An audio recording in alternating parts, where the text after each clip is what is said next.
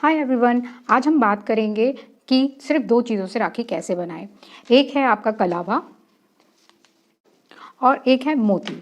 मोती कैसे भी हो सकते हैं, आपके डिफरेंट टाइप के मोती, कलर्स, साइज़ कैसे भी डिफरेंट टाइप के मोती हो सकते हैं। तो आज हम बात करेंगे how to make rakhi with only two things, कि दो चीज़ों से हम राखी कैसे बनाएं।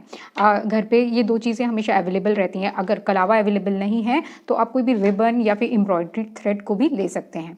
तो बेसिकली हम आज बात करेंगे 5 मिनट में 5 टाइप की राखी कैसे बनाएं।